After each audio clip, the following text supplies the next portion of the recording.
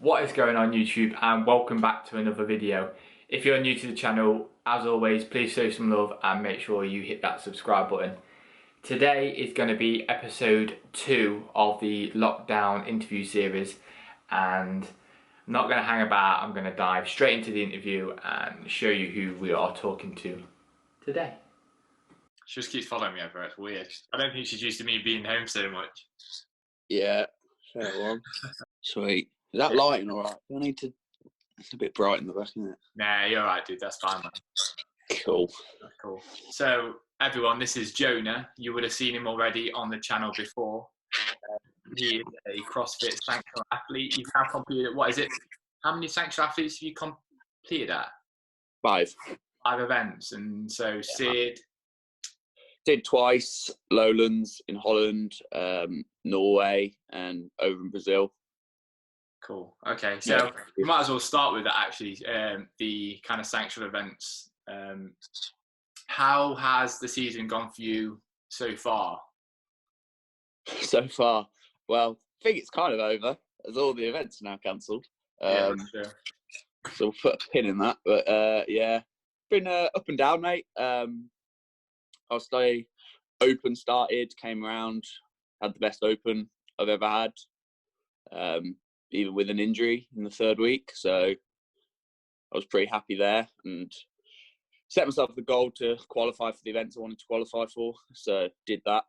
Yeah. Happy days. And then kind of got ready for Sid. Sid was the first event I did last year. The first big event I did, and I died hard. Yeah. It was tough. Yeah, I was only 20, so it was tough. So yeah, this year was about just going back and enjoying it and hopefully doing a bit better, which I did. Yeah, run didn't go very well, but I haven't been able to run. But other than that, I got a couple of like heat wins and stuff. So yeah, finished strong there. Norway was a bit of a weird one. It was only 3 weeks between kind of each event, so it's kind of a fast turnaround. But Norway came super late. It was like, didn't think I'd got in. Thought I'd just missed out. And then like a few weeks before it, like a week or two, maybe before Sid, they emailed me. It was like, oh, spots opened up. You're next up. Do you want it? And I was like, yeah, I want it. Why not? Yeah. But yeah, it took a big effort to go into Sid. So then 3 weeks after to go into Norway, was pretty tough, but no, I had a good time there. It was a really different comp. It was going from like Sid was sold out and people everywhere and a massive event and massive arena. It was crazy. And then go to Norway where it's in the middle of a mountain. The only people there are people competing and coaches. Like not many fans made the effort to drive all the way up to the middle of Norway, and it was in a hotel. So it was totally kind of 2 ends of the spectrum. And it was tough volume wise. So like coming after Sid, it hit me hard, but it was still a good time. Got some good finishes, lifted heavy, which was good, always good. Got to run up a mountain in the snow. Yeah. Cool. But yeah, it was a bit annoying because yeah, obviously it was quite high volume. So not being fully recovered after Sid was tough. Obviously the other guy there from the UK was Will Kane, and he was on my flight, and I chatted to him on the way back, and he was like, yeah, that's one of the toughest comps I've ever done. Yeah. And obviously he's been around a fair few years. He's getting on now. But no, like if he's saying that it was one of the toughest comps he ever did, that's saying something. So I was really happy I did that, even though it didn't go perfectly. And then again, it was another 3 week turnaround. I was going to say, you didn't have much rest in between comps then, did you? Yeah, it was kind of travel back, and that kind of takes a couple of days, especially with Norway. Yeah. So it was kind of a couple of days gone already. By the time you're meant to travel again, it's only 2 weeks.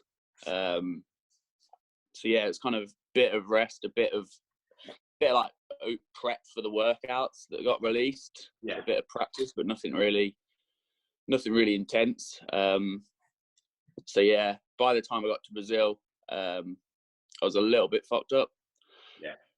Just yeah, like adrenaline was not there on the start line ever.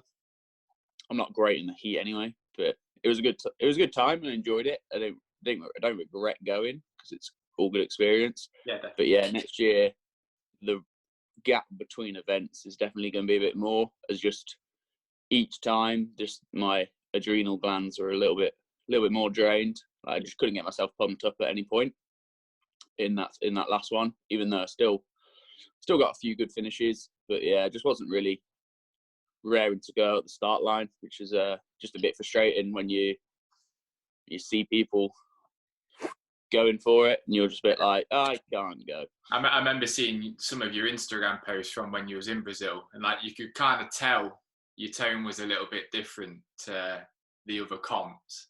So yeah, I guess it's fatigue of doing 3 comps pretty much back to back is it's going to affect you eventually. Yeah, like I'm not super hot on loads of volume anyway. I've kind of got to a standard by learning how to kill myself on a workout, like in the open, like 1 workout a week. As you say, full retard. Yeah, full retard. But yeah, like I'm not super hot on loads of volume when I train, which probably is something that needs to change to get better at events. But yeah, for this year, it got tough near the end. Yeah, don't regret doing any of it. It's all experience. It's all good memories. Had a good time everywhere I went. So yeah, it was good. Have you got season. Have you got your, obviously with this season now looking like it's probably just gonna end now, have you got your eyes set on anything for next year? Any sectionals you do want to go to? Yeah, I mean my goal is to do as many as I can, or like across the world. Yeah. So I hit South America obviously last month or whenever that was, a couple of months ago. So yeah, it's just tick the other ones off. I was meant to go to Australia. I was signed up for Down Under. Oh, okay. But obviously that's not looking like it's going to happen because there's COVID. When you go to these places, do you have a bit of downtime afterwards, or is it kind of like you get there, do the comp, and then within like a day? You usually have a day inside. It's like in Brazil, we got there on the Wednesday night. So I had all of Thursday to kind of go walk around and see Brazil, which was cool. Compete Friday, Saturday, Sunday, and then had Monday as well to. Okay, you are getting to kind of see a little bit of these countries.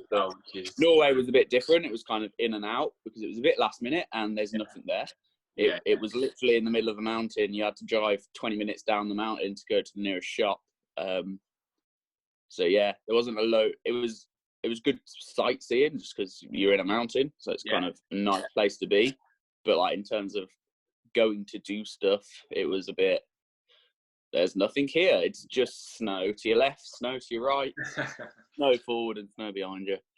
But yeah, Australia was on the cards, but that will get pushed back to somewhere. Asia as well is somewhere I want to go. China, one of the Chinese ones. Then I haven't yet to do America as well. So kind of America, Canada, and then somewhere kind of Middle Eastern, maybe Egypt. Hopefully one day Dubai. Don't think we're there yet, but one day, who knows? But yeah, the goal is to cover as much ground as possible. Yeah. It's just a shame that kind of this lockdown period is kind of just scrapped everything. But moving on to kind of this lockdown, how are you finding it?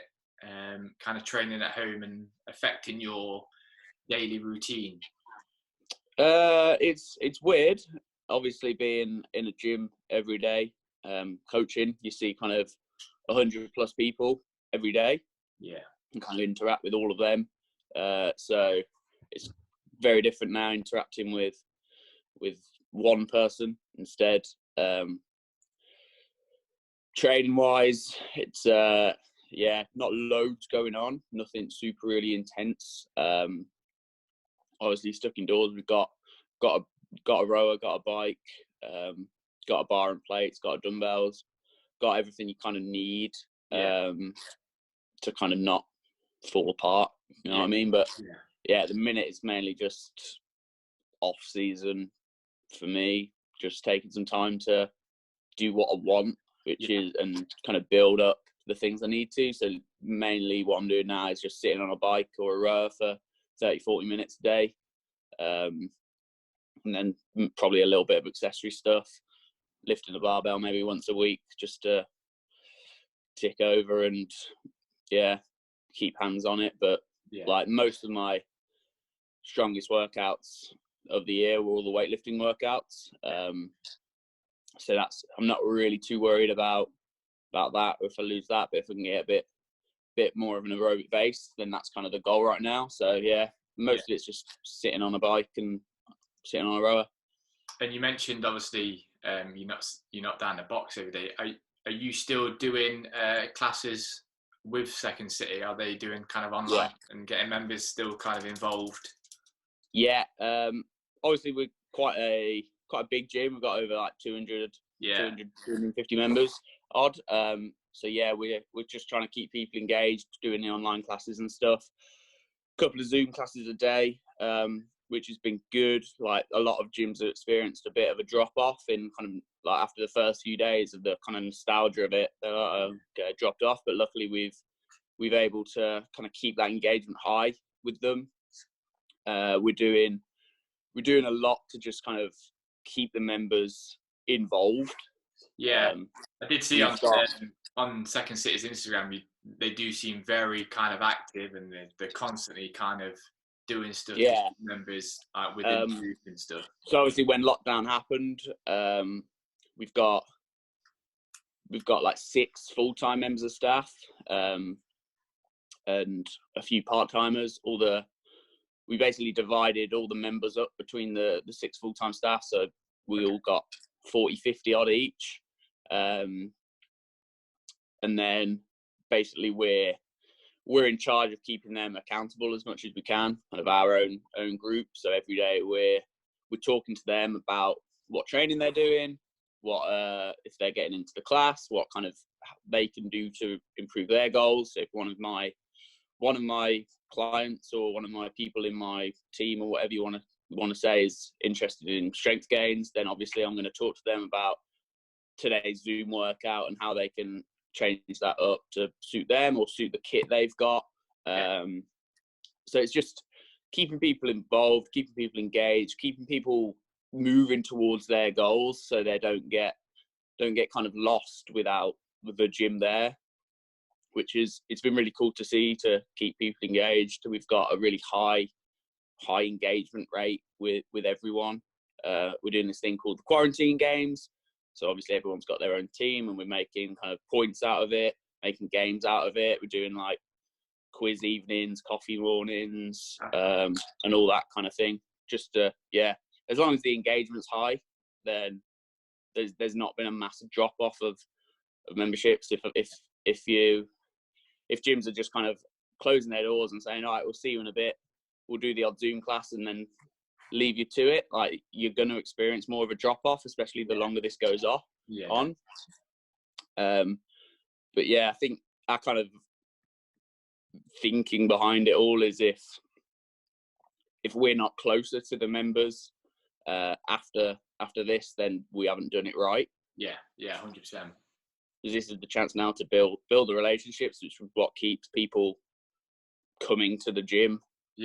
I guess in a way it almost kind of gets you a little bit closer to your members. You're communicating more with people on an individual basis. So it's building community.